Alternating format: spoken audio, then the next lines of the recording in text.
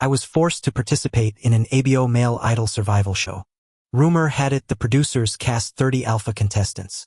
As an omega, I needed to hide my true nature while blending in with them. If I could last until the finale without being exposed, I claimed the $3 million grand prize. During initial filming, all eyes burned into me like predators watching prey. Their crimson-tinged gazes made me feel like fresh meat in a lion's den. Little did they know their assumptions were wrong. I was just a beta disguised as an omega. When I dragged my suitcase onto Summer Island, dozens of stares followed my movements. Ignoring them, I swiped my access card and entered the dormitory. Whispers trailed behind me. Is that? His skin so pale and legs perfectly straight. Must be an omega. Since when do omegas wander around so casually? Struggling with my luggage, I headed for the stairs. Before I could attempt lifting it, large, well-defined hands intercepted the suitcase handle. A deep, cool voice resonated beside me. Let me. I looked up into calm obsidian eyes. His towering height radiated the distinctive oppressive aura unique to alphas. Releasing my grip on the suitcase, I took a subtle step back. He carried the heavy luggage effortlessly while making casual conversation. First day here too? Just arrived. I nodded. Within minutes, he'd delivered me to the dorm entrance. Before leaving, he inclined his head slightly. Lucas, find me if you need anything. I murmured thanks and turned the doorknob, feeling scorching eyes linger on my nape. That sticky, possessive alpha gaze blending primal desire with predatory intent. This predatory instinct was something I'd have to endure for the next month. The dorm revealed another surprise. A youth sat cross-legged on the bed with black silk covering his eyes, revealing only an aristocratic nose and sharp jawline. My door closing disturbed him, making his brows furrow. Who's there? Hello? I whispered, carefully placing my luggage against the wall. My soft greeting brushed against his ear like feathers. His elegant fingers suddenly ripped off the blindfold, revealing startling golden irises, the trademark of Federation elite alphas. Few possessed such rare ocular pigmentation.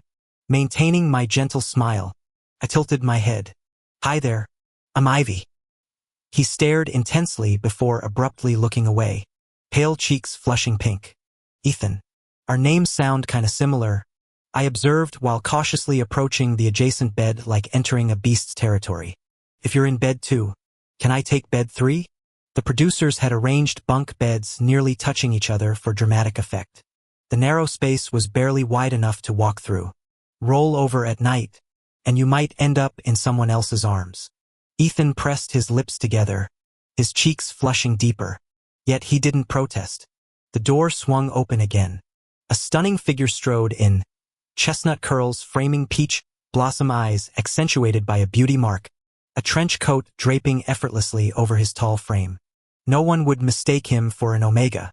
His 6'3" stature radiated dominance, amplified by the bold rose and amber pheromones crashing over us like tidal waves. His gaze locked onto me, sparking with interest. Didn't expect to find such a cutie here, he purred, shamelessly wedging himself between Ethan and me. How about sharing my bed tonight, sweetheart? The flirtatious whisper grazed my ear, light as drifting petals. I glanced at Ethan. Sure. On the reality show's first day, our 4-person dorm remained incomplete. The producer explained, our 4th participant's belongings haven't arrived yet. Quite the pampered young master. I smiled without comment. Alphas dominated every elite circle. Wealth and status their birthright. Gathering this many top-tier alphas for a show? Near miraculous. Rumor had it the producer had burned through decades of favors and pride to assemble them. The real spectacle, of course, was the sole omega, me. The producer's gaze softened as he approached. How's your first day, Ivy? Everyone's been welcoming, I replied smoothly. Good. That's good. His eyes narrowed at my outfit. Though you're dressed rather omega-ish. I glanced at my plain tee and shorts. Is that problematic? Don't forget your objective. His warning hung heavy. Laughing into the night breeze, I assured him, I haven't. Have the crew deliver extra suppressants before your heat. He added, appreciate it. My smile didn't reach my eyes. Betas don't go into heat. Alone in the dorm, I reconsidered my wardrobe. If tees were too provocative, maybe the oversized button-down would suffice. I just pulled the shirt over my head when frantic knocking erupted. The door burst open before I could respond. "What the hell are you?" The alpha froze mid-sentence. I calmly pulled on my shirt as the cool, sunglasses-wearing young man outside the door lost his composure. He wiped blood from his nose and stepped forward demanding, "Why are you changing clothes in there?" I looked at him curiously. Where else should I change? Though our dorm had private bathrooms, the pheromone filtration system was currently running. Anyone with sense knew it wasn't accessible right now. The young man flushed crimson from neck to earlobes as he awkwardly shook my extended hand. "Sean Payne," he muttered. My smile faltered briefly at the name before I recovered. Rolling up my sleeves revealed pale wrists that made Sean shift uncomfortably. "Nervous about tomorrow's preliminary performance?" I asked brightly. "What's there to be nervous about?" Sean touched his nose. "We're not here to debut, but to—" He cut himself off abruptly. I glanced at the disabled camera and smiled. "We all know the real game. Finding the Omega. Omega, the Empire's treasure. The ultimate prize every alpha desperately pursued." Most contestants cared nothing about rankings, only about using their heightened senses to identify the single Omega among 30 trainees. The true victory lay in that discovery. On my first day exploring Summer Island, I'd drawn countless predatory gazes. Those hungry stares followed me everywhere, waiting to pounce at the perfect moment. Now in the dorm, my fingers lightly brushed Sean's sleeve. The specially formulated pheromone perfume worked its magic. His eyes darkened to crimson as primal alpha instincts surfaced, veins bulging while he chased the scent. I smirked and slammed the door in his face. Another pathetic alpha slave to base instincts. Day 2 brought the official start of the competition. The live broadcast's first episode featured talent showcases determining initial rankings. As cameras activated around the sunlit coral reef stage, viewers flooded the stream. "Show me the hotties." So many gorgeous alphas. Dozens of contestants lounged artfully on the rocks, icy beauties, sunny charmers, exotic stunners, all feigning nonchalance while secretly preparing for the Omega hunt. Camera flashes glittered across their carefully constructed masks of indifference. I kept my eyes down during the group shot, the first time I'd avoided the lens. Tonight's elimination would begin weeding out competitors. Tomorrow, the real war started. The host continued announcing the program loudly. "Our summer pursuit differs from other talent shows.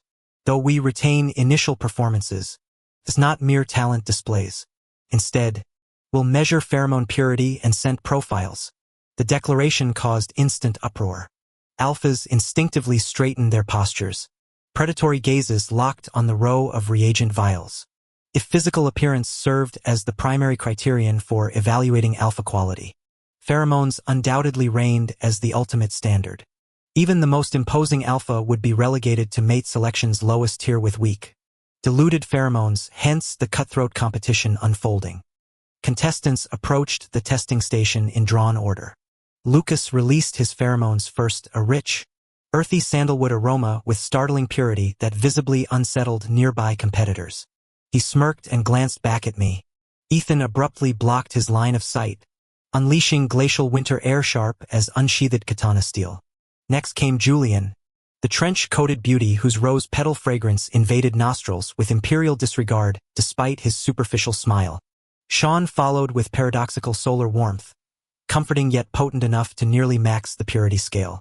Though diverse in scent profiles, every contestant displayed formidable pheromone strength befitting the producer's hand-picked elite roster.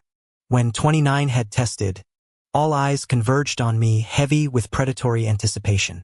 I stepped forward, releasing minimal pheromones into the reagent strip. The purity meter flashed. 1%. Live comments exploded. Frowny face Omega. Mystery solved. How'd my clueless porcelain angel expose herself publicly? Why aren't I there with these alphas? The atmosphere curdled into competitive frenzy. Pheromone monitors screeched and died under clashing alpha dominance. I met the director's shocked gaze through lowered lashes. Our unspoken agreement shattered by last night's rule change proposed anonymously among the 30. As chaos mounted, The host intervened. Since classes are assigned by purity levels, Ivy will occupy Class F alone. Everyone else, disperse to your designated groups immediately. His words rang out with conviction as the director stepped forward, handing out class assignment cards to the contestants. Ivy Foster received the only F card. Walking toward the F class area, I noticed someone in the crowd heading to A class staring intensely at me. His eyes burned dark and fathomless, like a volcano on the brink of eruption. Felt like he was silently declaring, "I found you." The director pulled me aside later, furrowing his brows. "Ivy," he fretted, "you've already blown your cover on the first day. How will you last the whole month?" I simply smiled. "Don't worry, director. I've got backup plans." This outcome wasn't unexpected. My delicate features screamed omega compared to typical alphas. That's exactly why I'd prepared contingencies. Tomorrow's dating event will prove everything, I assured him. Summer Chase differed from other talent shows, blending elements of dating shows and social strategy games.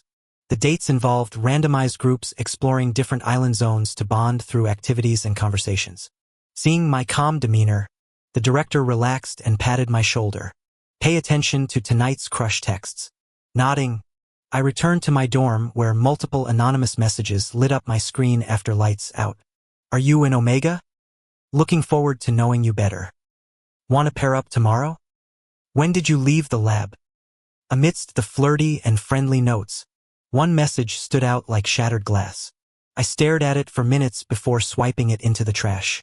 The dark room pulsed with phone-lit faces. I randomly replied to one message. "Pleasure meeting you too, Alpha." Someone's breath hitched audibly in the shadows. Pretending sleep later, I felt cautious fingers brush my bangs, a touch so reverent it might have been handling crown jewels. I waited, but the phantom withdrew without further contact.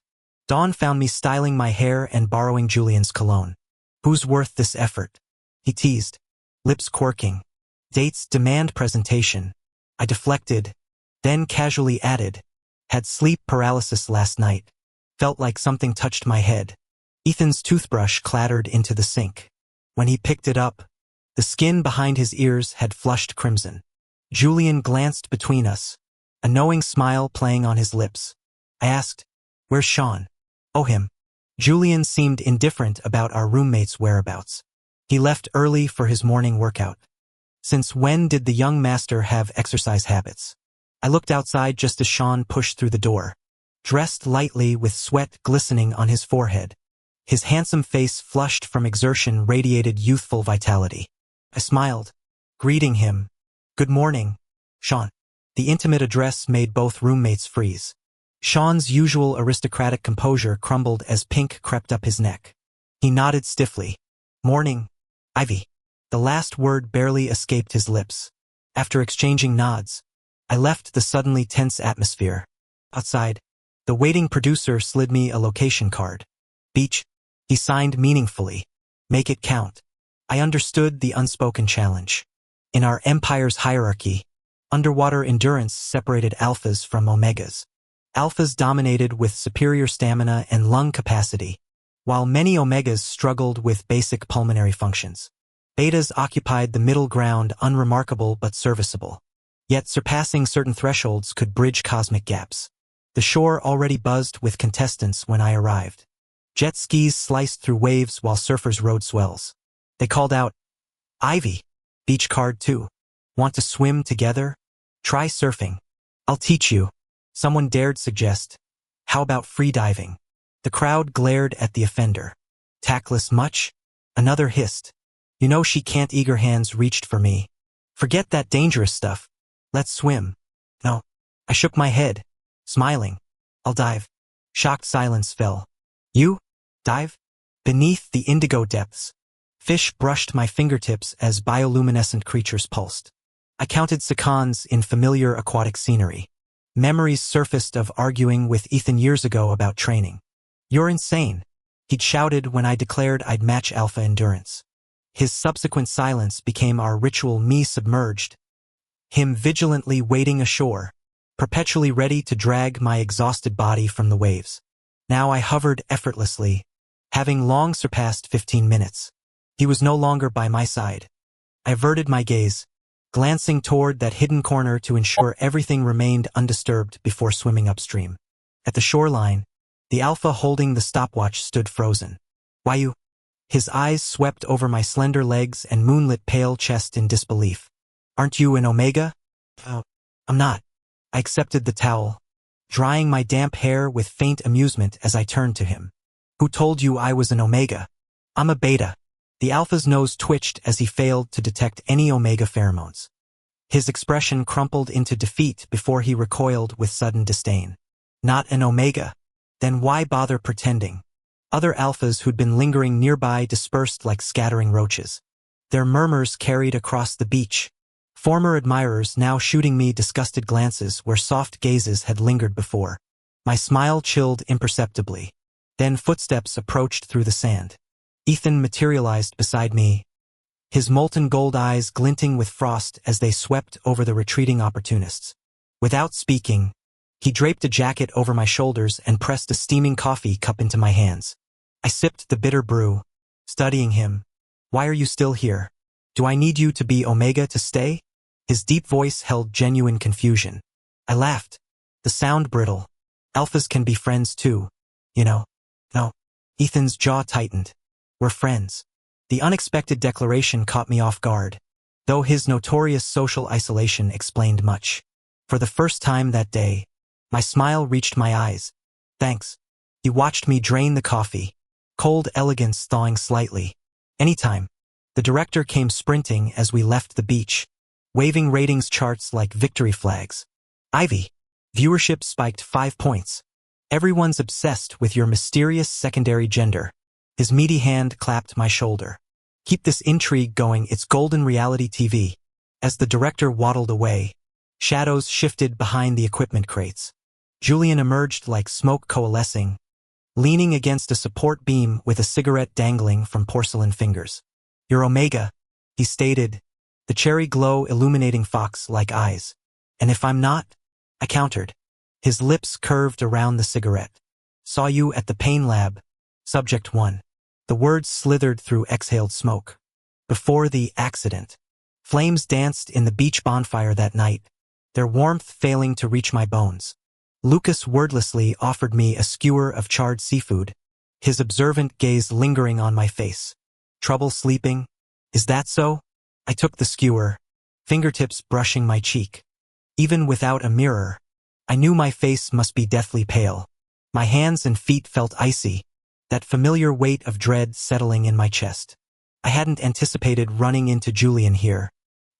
His careless remark from earlier still coiled like smoke in my lungs, making every breath feel contaminated. I've always prided myself on meticulous planning. This unforeseen variable clawed at my carefully constructed composure, yet the mask stayed firmly in place. I offered Lucas a practiced smile. Thanks. When he opened his mouth to prolong this unwelcome conversation, irritation prickled along my spine. Lucas hadn't been assigned beach duty yet remained oblivious to the dive operation details. For reasons I couldn't articulate, the urge to rip off this suffocating facade and vanish into solitude became overwhelming. Salt-tinged wind whipped through my hair as I walked away, footsteps crunching against shells until I found solitude behind weather-beaten rocks. The moonlit sea shimmered like scattered diamonds when my sigh dissolved into the tide. Uncertainty gnawed at me. Should I abandon this unraveling scheme altogether? Then came the hesitant whisper. Are you okay? I turned to see Ethan cautiously emerging from the shadows, his amber eyes glowing like captured starlight. He repeated the question with that quiet intensity, hands nervously adjusting his rolled sleeves. Not really, I admitted. Ethan's palm darted to my forehead with surprising swiftness. You're feverish, he declared, that clinical certainty at odds with his usually guarded demeanor. His perceptiveness startled me, but Ethan continued, why did you really come to Summer Island? We're all hunting the Omega, but you, he trailed off, searching my face. Your motives feel different. Have you ever seen the Omega? I countered. He shook his head, gazing at the constellations. I let truth slip through the cracks. Someone I loved wanted to see this place. My brother. An Omega. The words tasted like ash. He's gone now. Ethan's sharp inhale echoed louder than the crashing waves. As he leaned forward, hungry for explanations, I stood abruptly, brushing sand from my jeans. Enough questions. I walked until the violin melody stopped me. Sean's silhouette cut a striking figure against the moon, bow gliding across strings with unexpected tenderness. The mournful notes tangled with my frayed nerves. The spoiled air I dismissed as vapid now played with soul-shaking vulnerability. Our eyes met mid-crescendo. The transformation was jarring, poised musician dissolving into flustered boy, fingers stumbling as his ears flushed crimson. The sea breeze ruffled our hair. I pressed a hand over my heart and told Sean, "I'm not feeling well." He immediately dropped his violin and rushed to support me. My breathing turned ragged, heart pounding as if electric currents surged through me. The lingering effects of past surgeries, permanent reminders etched into my flesh.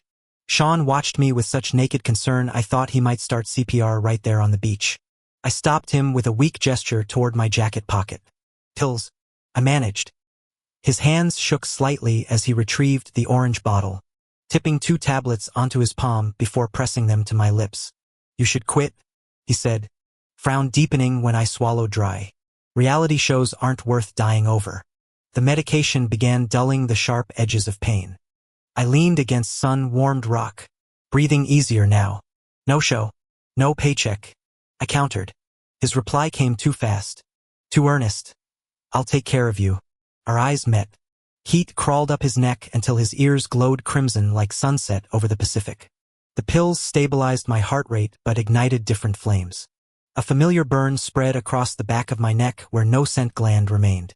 Sean's nostrils flared, golden irises bleeding through brown as primal instincts overrode civilized veneer. "Heavy." His voice dropped an octave. "Your Omega?" Feverish laughter bubbled in my throat. He was wrong. And he was right. The emergency suppressant's cruel irony, mimicking heat symptoms while erasing my true nature.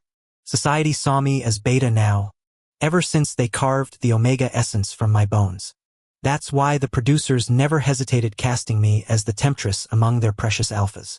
"Beta," I lied sweetly, watching his Adam's apple bob. "Haven't you heard?" My fingers trailed his stubbled jaw. "That pill you fed me? Omega pheromone booster." Lies tasted like spun sugar. "Can't you tell I'm seducing you?" His blush spread beneath the collar of his linen shirt. I struck before coherence returned. Even elite alphas have vulnerabilities when distracted. My trembling arms barely dragged his unconscious form behind the tide pools. The real challenge came in walking away without looking back. Each step leaving saltwater traces on the rocks, part ocean spray, part fallen tears. I had thoroughly surveyed the island's terrain beforehand, even preparing hidden shelters in the jungle for emergencies. But I never anticipated the devastating side effects of those 2 pills. Within mere steps, my vision blurred. Each breath scorched my throat while unbearable itching spread across my nape. Biting my ravaged lower lip, I stumbled and collapsed. Through tear-filled eyes, I saw a figure approaching. The overwhelming scent of roses engulfed me as warmth pressed against my vulnerable neck. He clicked his tongue before lifting me. As expected, his voice curled with satisfaction. "The specially formulated pills work perfectly." I awoke to shackles on my wrists and ankles. In this incongruously cozy room sat a chestnut-haired man with aristocratic beauty, casually reading The Rose Prince, a twisted fairy tale about possessive love and eternal imprisonment. The lavish European-style cabin stood in stark contrast to Summer Island's resource-starved environment, its opulent decorations screaming of gilded cages for songbirds. My gaze hardened when landing on Julian. "Typical of you, Iris." His real name wasn't Julian, but Iris Fisher. I remembered now, the nobleman who'd watched me through laboratory glass alongside other Payne family researchers. Iris tenderly brushed hair from my forehead. "Darling, you finally recognize me." His eyes burned with obsession. "From the moment I saw you in Payne Laboratories, you entranced me, sitting there like exquisite crystal among common test subjects." His lips grazed my cheek. "Stay. I'll give you everything." He stood, tailored suit clinging to his serpentine frame, elegance masking venom. This man would drag civilizations to hell if anyone touched his possessions. I glared at his retreating figure. The Fisher heir. celebrated for his charm yet infamous for destroying whatever caught his twisted fascination. His love meant ruin. That night, chained to silk sheets, I dreamed of 18 years waking in sterile pods, swallowing nutrient sludge as machines scanned unmarked skin. 9 a.m. injections administered by gloved hands, technicians careful not to bruise while pumping agony into omega veins. The agonizing weight oscillating between pain and itch was merely the simplest step. The true horror came when the serum's effects manifested before the mirror. Omegas would confront grotesque mutations, flirtatious cat ears or tails sprouting from their bodies, some even transforming into mermaid-like creatures. The serum warped their personalities into saccharine caricatures, leaving many suicidal upon awakening. Those who adapted became qualified specimens shipped to elite families as breeding vessels. This was the Empire's dark secret behind the omega shortage. Identified through childhood screenings, omegas were covertly imprisoned in collective facilities. Their entire existence belonged to laboratories. Escape attempts met brutal punishment. Beyond daily conditioning, they endured experimental trials that claimed countless lives. The rare perfect specimens became commodities for powerful dynasties like the Payne and Fisher families. The Payne laboratory boasted state-of-the-art omega conditioning facilities. For 18 years, ABO Forced perfected the role of obedient subject, eventually earning the designation Specimen 1. The overseers enjoyed parading socialites past my glass enclosure, their approving smiles reserved for exotic pets. Iris Fisher might have been among those spectators.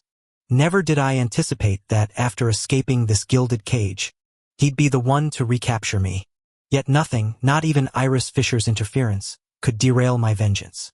He visited nightly after daytime filming obligations, thumb brushing my jawline like petting a stubborn kitten.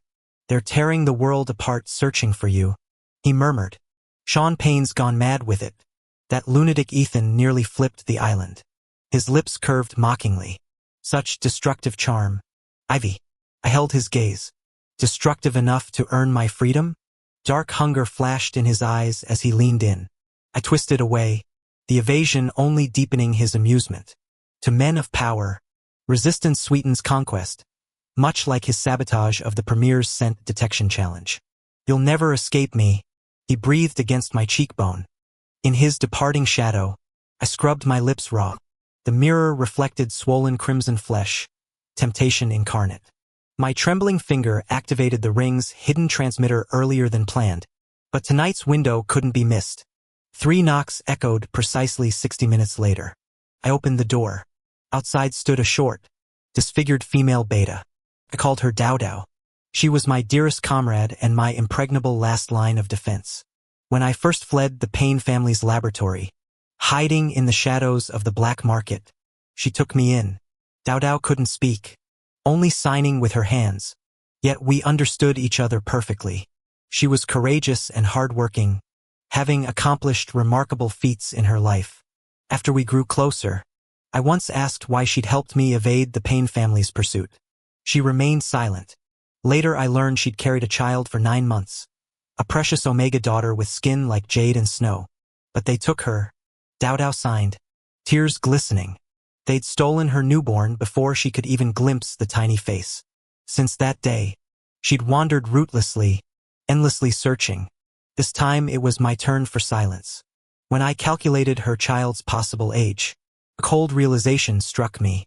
That year, contaminated lab accidents had led to all experimental omega infants being euthanized. Dao Dao wept soundlessly when I told her, then dried her tears with a steel resolve mirroring my own. I'd had a twin brother once, my mirror image yet opposite in temperament. If Dr. Payne called me still waters, he was the blazing sun.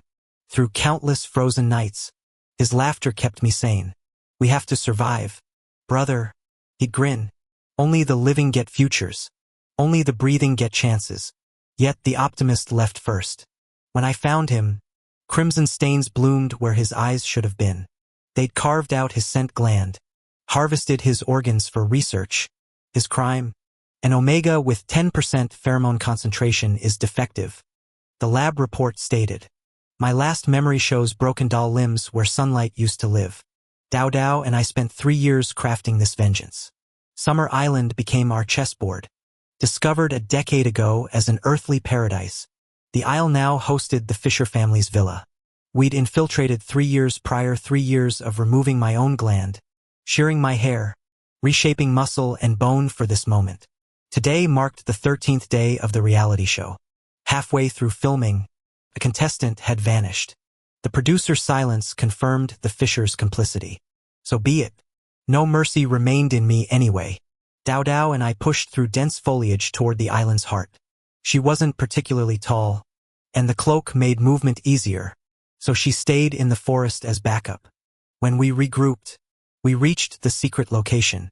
I released the omega pheromones I'd extracted long ago, compressed into a tiny vial yet terrifying in their purity. My pheromone concentration had always been abnormally high back in the lab. I'd been the primary subject of interest. The doctor said my levels approached 99, capable of attracting every alpha. Unlike my deceased brother who barely registered on the pheromone scale. During that surgery 3 years ago, I drained every drop from my glands. This ultra-concentrated essence would drive every alpha on Summer Island into frenzied combat until they destroyed each other. The most efficient revenge I could devise. Cameras set up for the reality show would broadcast their disgrace live. Once the internet erupted in outrage, my pre-programmed Omega Control Project exposure files would flood the Star Network. The scandal would force those lab-controlling families into public crucifixion. After all, nobody tolerates living a lie. As for me, the architect of this entire scheme would escape via pre-positioned escape pod, diving into the ocean depths where a dhow waited to ferry me from this cursed land. Every contingency planned, every gear meshing perfectly. It should have been flawless. But I never anticipated someone resisting biological imperative. Ethan emerged from the shadows, his white shirt torn by branches as if he'd been searching the woods for hours. His pupils dilated when he saw me, sweat dripping from clenched fists struggling against primal urges. "Ivy," he rasped, half kneeling with a knife embedded in his palm to maintain clarity, face flushed and veins bulging. "Where were you?" All former tenderness evaporated from my voice. I lied. "Ethan, I'm neither alpha nor omega." Cold steel edged my words as distant thuds signaled approaching mobs. "Just a broken beta." My smile didn't reach my eyes. "You asked where I've been? Julian kept me imprisoned. There's about to be unrest. Hide somewhere safe." Apologies meant nothing now. Every alpha on this island dies tonight. Ethan's golden eyes flickered. Fresh blood dripped from his tightened fist. "Let me help." I turned away. Trust died with the first whiff of betrayal. The days on the island passed in brief simplicity, like two sparks colliding before scattering apart. I never believed Ethan would defy his nature and the imperial glory he'd always upheld. How could I stake the success of our entire plan on his trivial sincerity? Yet Ethan stared at me with molten determination, his gilded eyes flashing with barely restrained violence. His canine teeth tore through his lower lip until blood dripped down his chin. Trembling yet deliberately softening his voice as if afraid to startle me, he repeated, "I'll help you escape." I stepped back, smiling bitterly. "Ethan, had we met 3 years ago, I might have followed you." My fingers brushed the scarred gland at my nape. But it's 3 years too late now. 3 years of suffering had worn me down. 3 years of desperate longing for the brother stolen from me. I'd cursed my Omega designation countless times. While Alphas basked in strength and honor, we Omegas were groomed for obedience. They broke our claws and shattered our pride, teaching us to serve Alphas yet never how to be fully human. My laughter carried frost as I gestured toward the distant roars echoing through the jungle. Must have been quite the show. Huh? 29 Alphas hunting 1 Omega like wolves cornering prey. That's your true nature. I turned away from his hunched form. But I'm just a beta. Your entire spectacle was wasted.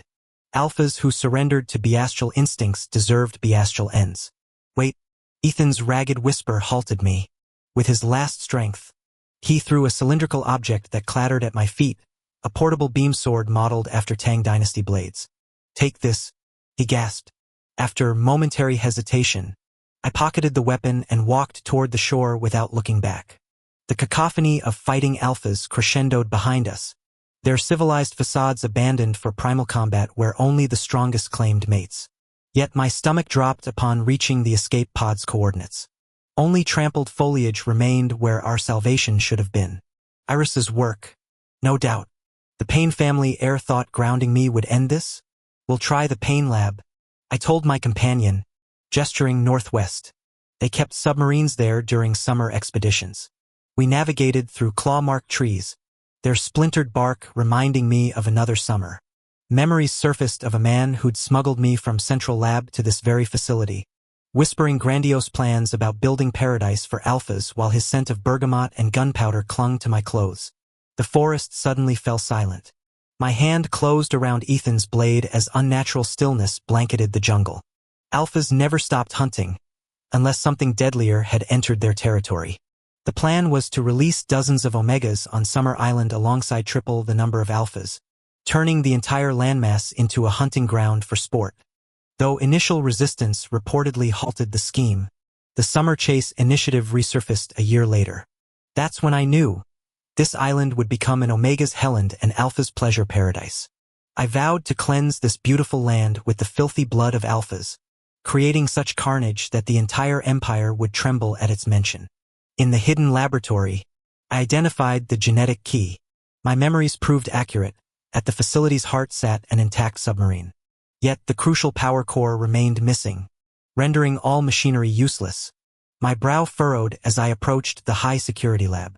The glowing energy source floated in towering incubation tanks, accessible only through lethal obstacle courses requiring traversal through mutagenic fluids and distortion fields.